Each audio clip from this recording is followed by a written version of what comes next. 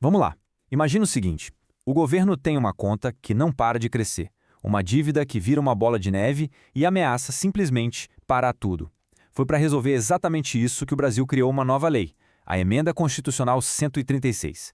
Ela, basicamente, muda as regras do jogo financeiro para os estados e as cidades.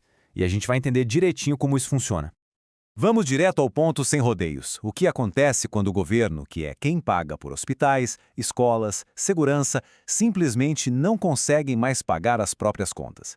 É exatamente essa crise que afeta o dia a dia de todo mundo que a Emenda 136 tenta resolver.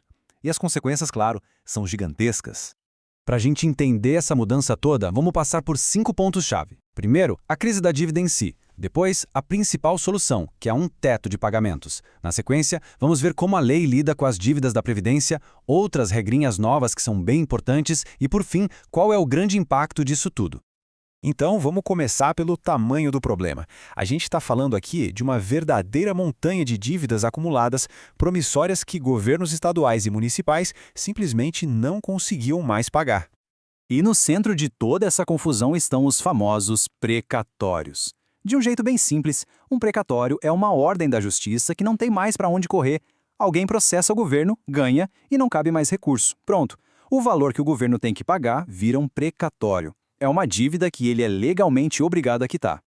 O problema é que essa montanha de precatórios foi crescendo tanto, mas tanto, que o peso da dívida começou a esmagar o orçamento. O dinheiro que deveria ir para a saúde, para a educação, para a segurança, estava sendo drenado para pagar essas contas, o que criou uma situação bem insustentável.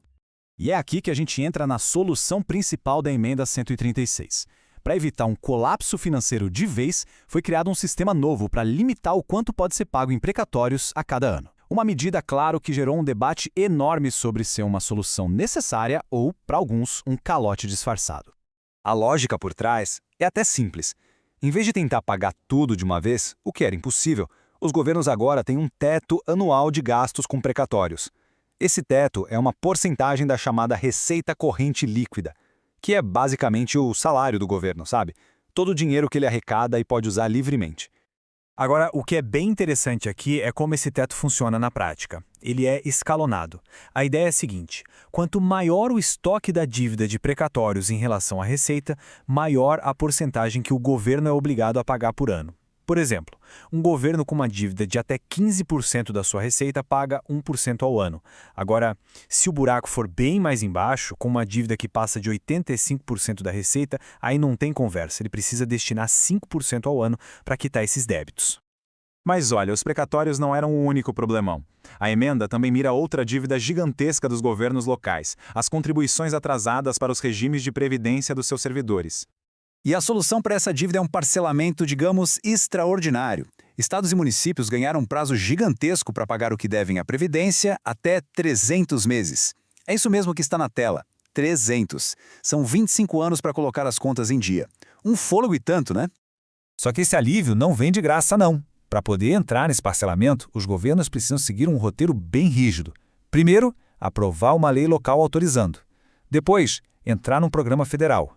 Aí, tem que ajustar as próprias regras de previdência. E, por fim, formalizar tudo até 2026. É um verdadeiro percurso de obstáculos burocráticos. E as regras são bem duras. Se um governo deixar de pagar as parcelas por 3 meses seguidos, o acordo é suspenso. E pior, o descumprimento pode levar à perda de transferências federais, o que seria um golpe duríssimo para qualquer prefeitura ou governo estadual. E a emenda não para por aí, não. Ela também traz outros ajustes fiscais bem importantes que, embora sejam menos conhecidos, têm um impacto real nas contas públicas. Vamos destacar 3 dessas mudanças, de forma rápida, mas que são bem relevantes. Primeiro, o cálculo de juros de dívidas com a União foi alterado. Segundo, os municípios agora podem usar sobras de caixa de alguns fundos para investir em projetos de adaptação climática. E, por fim, uma medida que dá mais autonomia para os prefeitos. Eles ganharam uma flexibilidade temporária para usar receitas que antes tinham um destino carimbado.